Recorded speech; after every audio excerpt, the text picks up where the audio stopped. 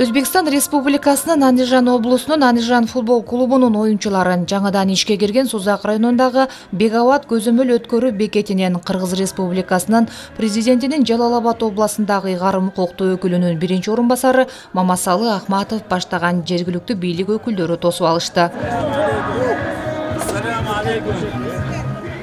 Андан соң делегация курамы Жалал-Абад шаарында жаңадан ачылган Барселона футбол академиясы менен таанышып чыгышты. Аталган жайга коноктордун кызыгуусу, суктануусу пайда болду. Мында эңсө өзгөчө оюнчуларды коштоп келген күйөрмандар да болду.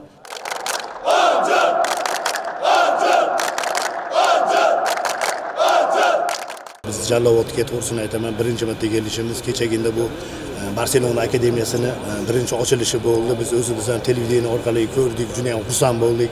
Mana hozir shu Qirg'iziston ahli, O'zbekiston ahli bir-biri bilan juda ham qarindosh, juda ham birdamligi bo'lish uchun biz mana fan klubimiz bilan mana Andijon komandamizni ham o'rtoqlik o'yinga chaqirishib kelgani uchun biz ham juda keldik hozir, juda xursandmiz. Bu mana o'z ko'zimiz bilan ko'rdik, Barselona akademiyasi juda o'ta go'zal, o'ta chiroyli ochilgan. Эми эки облустун спорт тармагындагы мамилелери чың алып өнүгөт. Бул максатта Андижан жана Жалал-Абад спорт тармагынын жетекчилери меморандумга кол коюшту. Алдыда Жалал-Абад облусунун спортчулары Андижанда өтүүчү мелдештерге чакырылары белгилүү болду.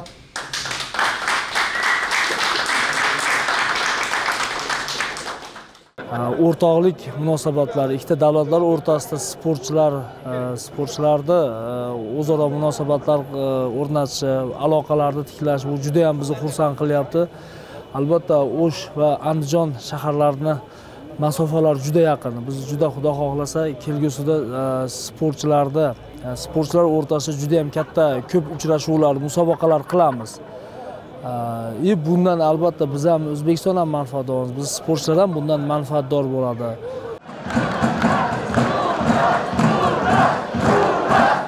Тарыхый күн. Анткени 38 жылдан кийин алгачкы жолу эки облустун футболдук клубтары кайрадан футбол таласында ойношту. Достук беттеште президенттин Жалал-Абад областындагы ыйгарым укуктуу өкүлү Абсатар Сыргабаев ачып берди. Мына өзүңүздөргө белгилүү болгондой, биздин эки өлкө башчыбыз урматтуу Садыр Нуркожоевич, урматтуу Шавкат Миромоновичтер бизге ушундай шарттарды түзүп берип атат.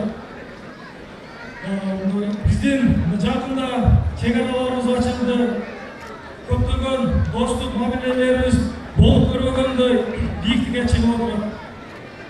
Ошонун негизинде бүгүн биринчи 30 жылдан ашып болгон oyun bugünkü dostluk birleştiğini gördük canım. Bardığınızlarına kışlık kalayım. Yeni zaman olsun, memleketiniz görmesi versin. Oyun кызуу жүрдү. Миңдеген футбол сүйүүчүлөр кызыгуу менен күзөтүштү. Жыйынтыгында Мурас Юнайтед Андижан футболдук клубун 1-0 эсебинде жеңди. Диана Райымжанова, Бурканбек Матов, Жалал-Абад шаары.